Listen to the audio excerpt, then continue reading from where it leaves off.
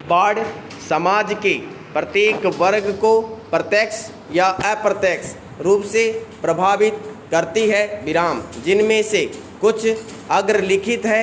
आर्थिक प्रभाव बिल्डिंग, घर तथा उपयोगी वस्तुओं का बर्बाद हो जाना विराम, इंडस्ट्री और व्यापार में हानि, छोटे दुकानदार और कामगारों की आय में हानि, दैनिक वेतनभोगियों से रोजगार छिन जाना, रेल, राजमार्ग आदि के काम न करने के कारण राजस्व में कमी, आवश्यक वस्तुओं के दामों का बढ़ना, बाढ़ के बाद सरकार को बहुत सी सहायता मुहैया करानी पड़ती है, जैसे कि पुलिस, अग्निशमन व्यवस्था, बाढ़ प्रभावित क्षेत्रों के लिए सहायक कर्मी, आदि विराम।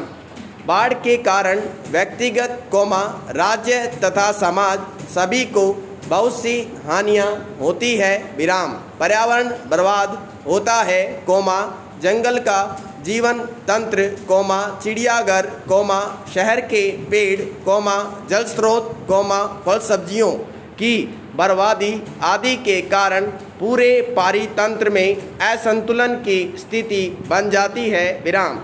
दैनिक जीवन पूरी तरह से नष्ट हो जाता है विराम।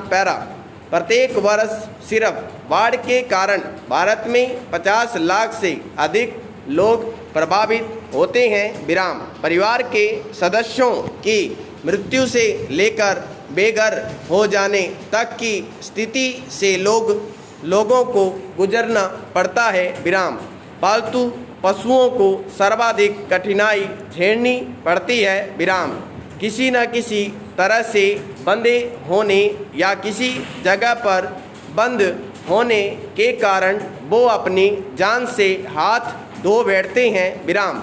बाढ़ अधिकतर बुखार, न्यूमोनिया, प्लेग, हैजा, डेंगू, ब्रेकबॉर्न फीवर या हड्डी तोड़ बुखार को साथ लेकर आती है विराम। खाद्य विषाक्तता भी अक्सर देखने में आती है विराम। पानी के लंबे समय तक एक ही जगह पर जमा होने के कारण मच्छर, मक्खी, कीट पतंगों की संख्या में इजाफा हो जाता है और ये बीमारियों की भयावहता को बढ़ा देते हैं विराम।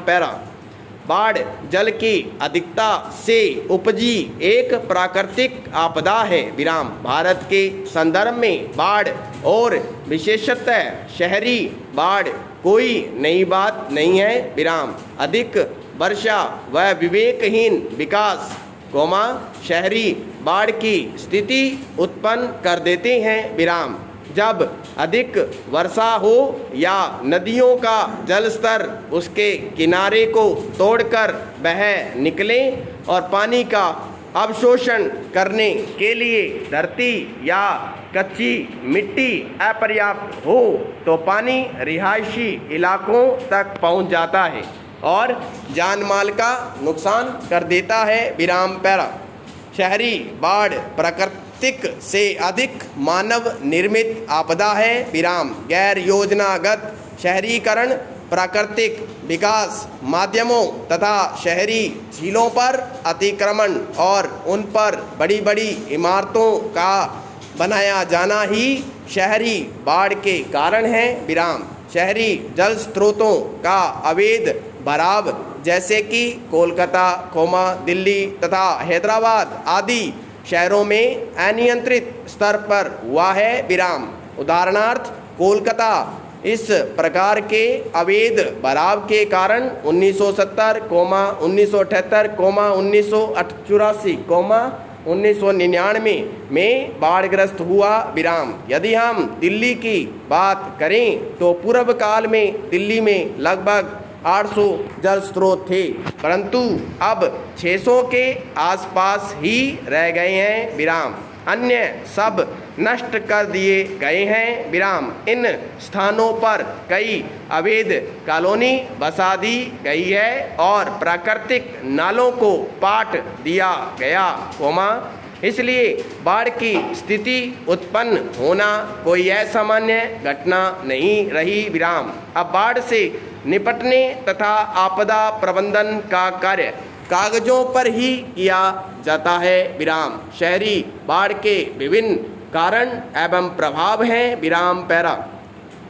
अधिक वर्षा का जल शहरों की सड़कों पर से तीव्र गति से बहता हुआ शहर के निचले इलाकों में भर जाता है। इस स्थिति की भयावहता तब और भी बढ़ जाती है जब कोई मुख्य नाला या नदी का जलस्तर खतरे के निशान से ऊपर बहने लगता है विराम।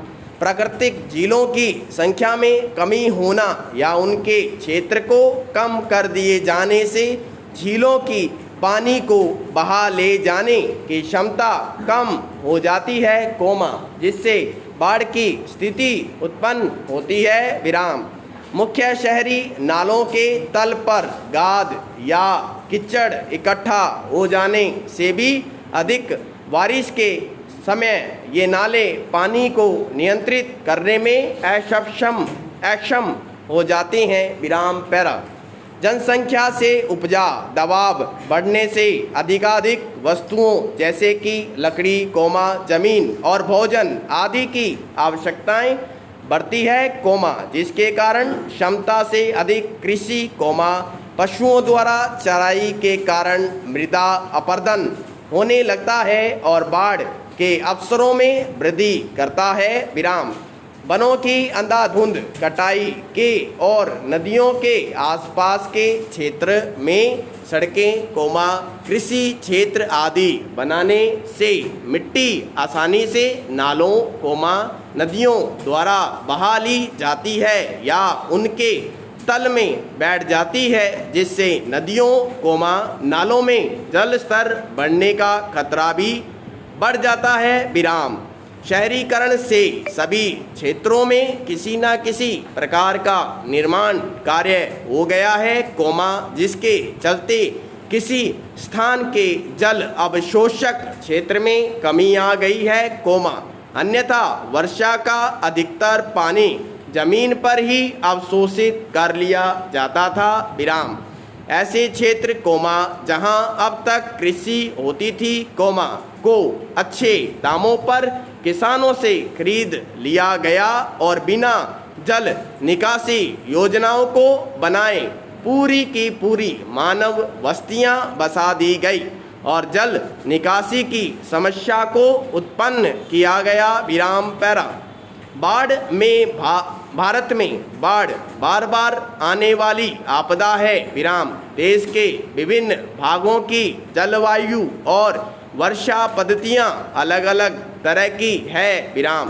भारत में शहरी बाढ़ के प्रबंधन हेतु सर्वप्रथम बाढ़ की समस्या का बहुआयामी अध्ययन करना आवश्यक है, क्योंकि प्रत्येक बाढ़ के कारणों को जानकर ऐसे तरीकों को खोजा जा सकता है, जिनसे आगे आने वाली आपदा के समय होने वाली हानि को कम से कम किया जा सके विराम।